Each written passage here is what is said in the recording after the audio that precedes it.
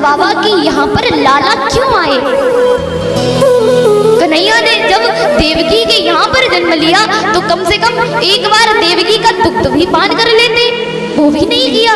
यशोदा मैया का ही पहली बार दुग्ध स्तन पान किया है। क्यों? ऐसे क्या काम किए थे हमारी यशोदा मैया ने?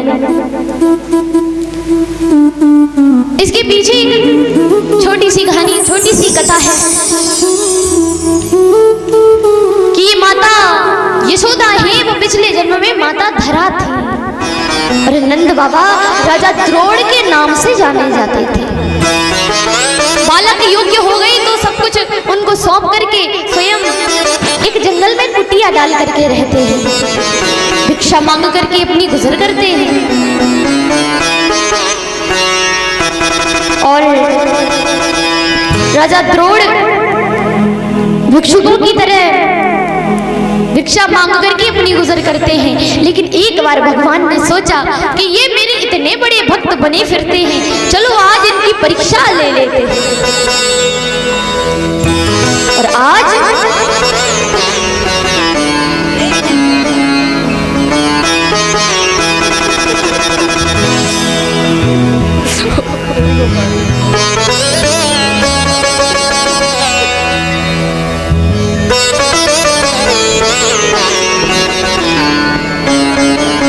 भगवान ने सोचा कि चलो आज परीक्षा लेते हैं राजा द्रोण की, इनकी पत्नी धरा की, देखते हैं ये कितने बड़े भक्त हैं।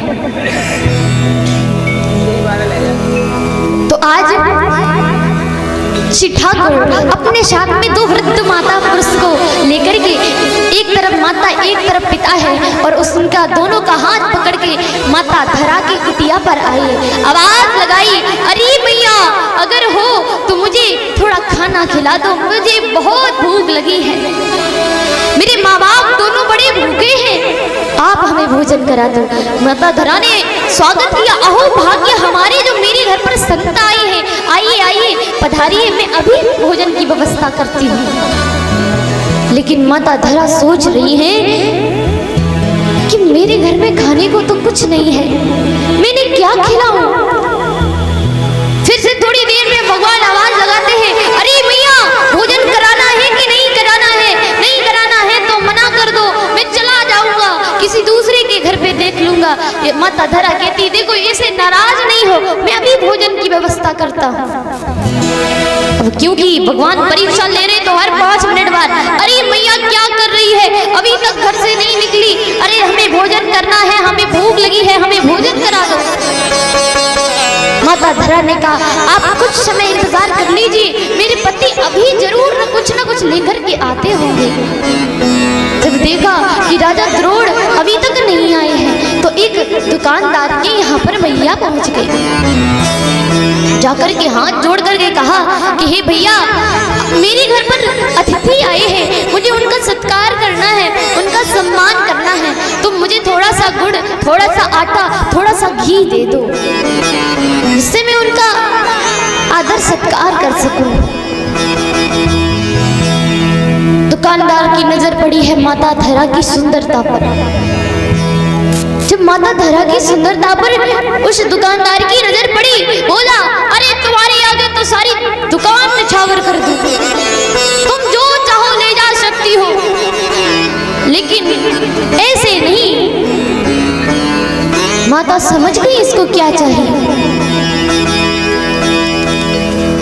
मैया ने कहा, देखो मेरे पास कुछ नहीं है, मेरे पति जब आएंगे तो मैं आपका कर्ज लौटा दूंगी, बस उतनी देर के लिए आप हमें ये सामग्री दे दो। जब वो नहीं माना है, मैया समझ गई इसको क्या चाहिए। उसी समय मिठाई की ढेली से उठा करके चाकू से अपने दोनों स्तनों को काट करके उसके मुख पर मारा है और कहा, हे पापी, हे दुष्ट, तुझे इन चीजों से, इन मांस के लोथड़ों से तेरा मन भर जाए तो भर लेना, ये सामान मुझे दे दे, मुझे मेरे मेहमान का स्वागत करने के लिए देरी हो रही है। और जाकर के मैया पूरी रक्त से लाल हो गई हैं और उनके लिए भोजन बनाया है। उन्हें जैसे भोजन परोसा, भगवान ने देखा, अरे मैया ये क्या कर लाई, तू तो पूरी रक्त से लाल है, ऐसा क्या कर दिया तूने। मैया ने सब कुछ बताया और उसी समय भगवान अपने चतुर्भुज रूप में प्रकट हो गए हैं, मैया को दर्शन दिए हैं। कहा कि हे मैया तू चिंता नहीं कर, जब मैं कृष्ण जन्म लेकर के आऊंगा, जन्म कहीं और लूंगा, लेकिन दुख पहली बार तेरे स्तनों का करूंगा। इसलिए कन्हैया देवकी मैया का स्तनपान करके भी नहीं आए हैं, पहली बार यशोदा मैया का स्तनपान किया है। ये प्यारी कथा है हमारी मैया यशोदा की, और कहते हैं कि मैया देवकी कोई और नहीं, ये मैया देवकी कैकेयी मैया है।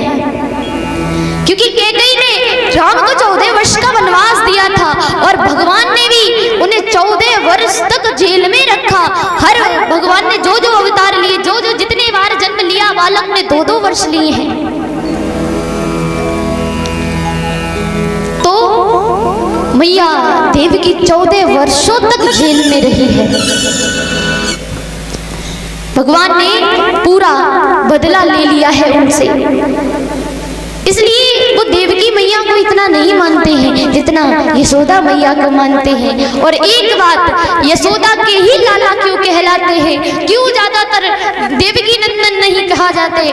क्योंकि जब कन्हैया अपनी इस धराधाम को छोड़ करके जा रहे थे तो देवकी मैया ने कन्हैया से कहा, हे कन्हैया तुम तो भगवान हो, तुम प्रभु हो, तो तुम ऐसा करो, मेरे जो 6 बालक मारे गए हैं ना, वो 6 बालक मुझे वापस कर दो।